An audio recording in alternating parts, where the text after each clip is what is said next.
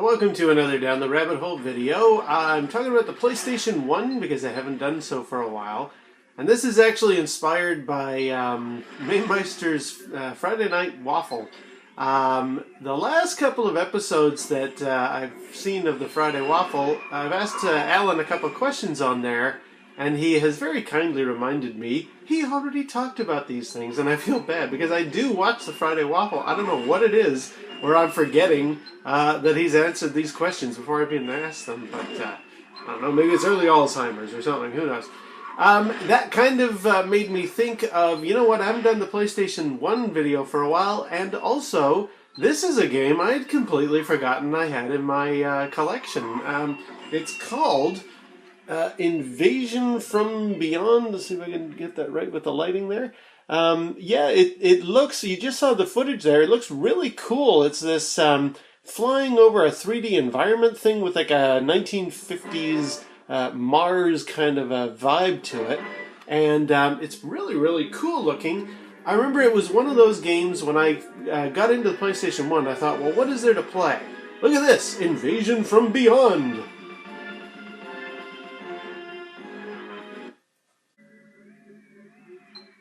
And then when I saw this footage of like flying around here, I just thought, oh yeah, I am getting this. And I did, and in fact that was early into owning my PS1, and I don't think I've ever fully played it. Like again, it's one of those things I've just sort of forgotten. It's gone off to the wayside. So I'm going to try it out here and just give it a whirl. I never really played it. I mean, I've just dabbled to make sure the disc works. But, and I've checked, before I even bought this, I had watched videos online to see, is this game worth getting? And it does look cool, but the missions are the kind of thing you actually need to read the instructions or read what the mission objective is. If you just hop in and start playing it, you keep failing all the time.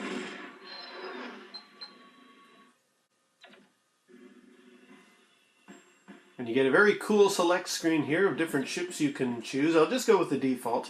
Now, if I just hit the X and think that I'm going to launch the game, I don't. Nothing happens. I need to actually equip the ship, so I hit circle, and I can assign different weapons to different parts of the body here, so I guess we'll stick that there, and that will go there, or something.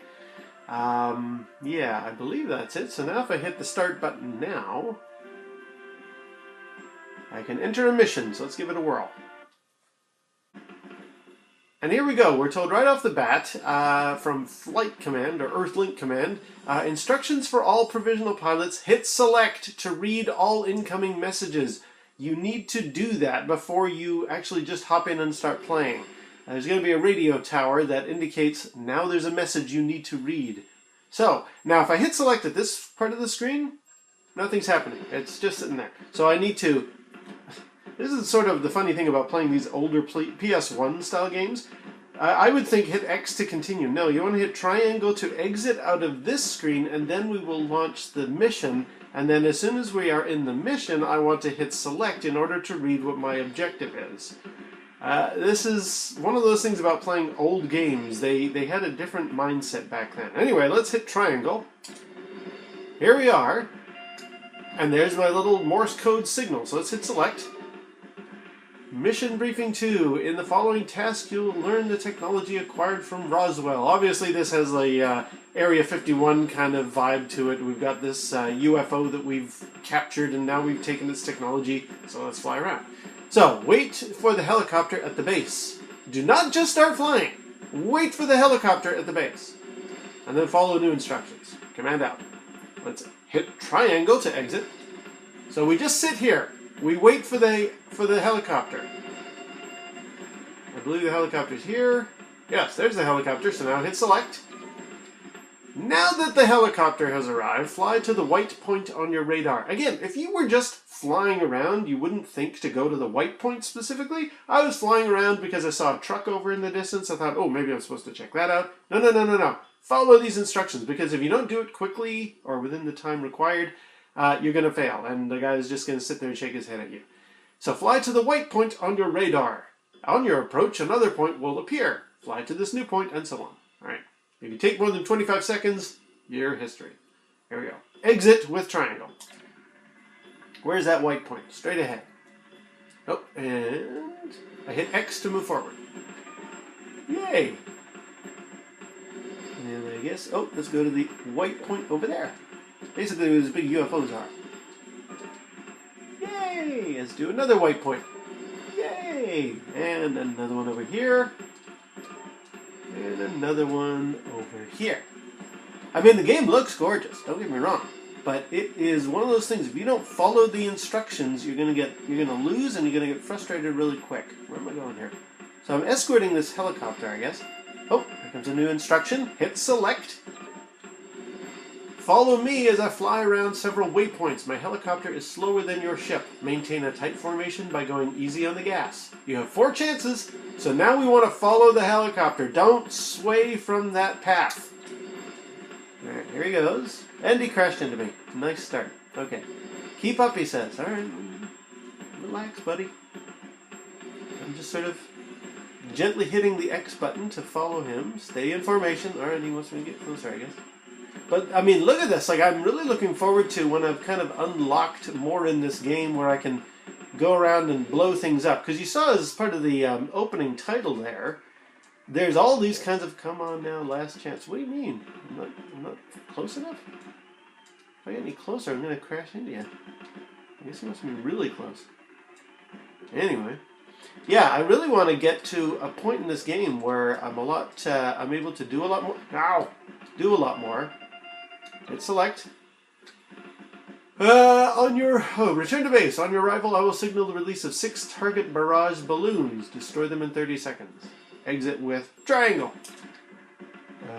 Okay, so I guess that is where I want to go for flight controls. Deploying balloons. Begin destroying the balloons now. Is that a balloon? Do I shoot? What do I shoot with?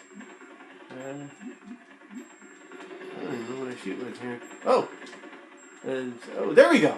Jesus. Okay, so, yeah, now I want to fly around. I want to use the D-pad to go up, and then I hit square to fire. Of course! It's so intuitive. Go down in here, square. Over here, I got like 2 seconds.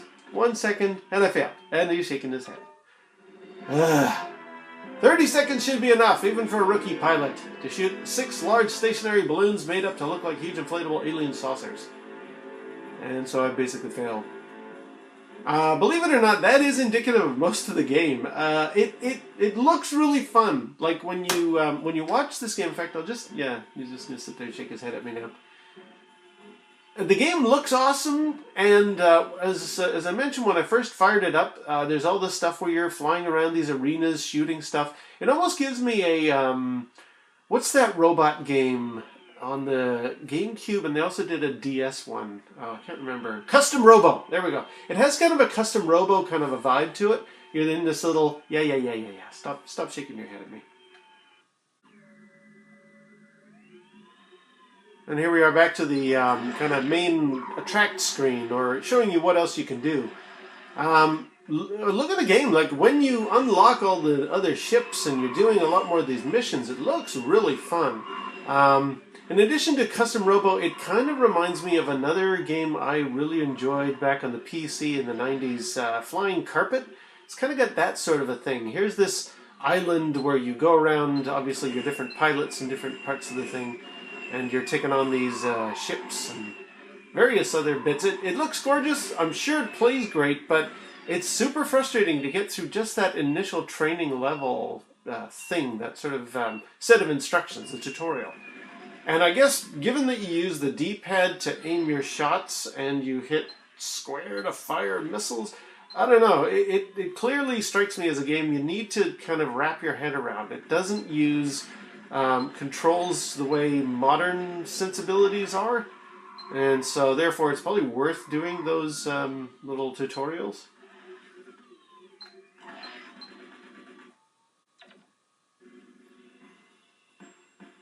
It is worth noting also, whenever you are back here to start a game, you can actually enter the simulator, which I don't even know what that is. Maybe that's like, here's some unlocked weapons and vehicles. Let's give that a quick whirl, actually.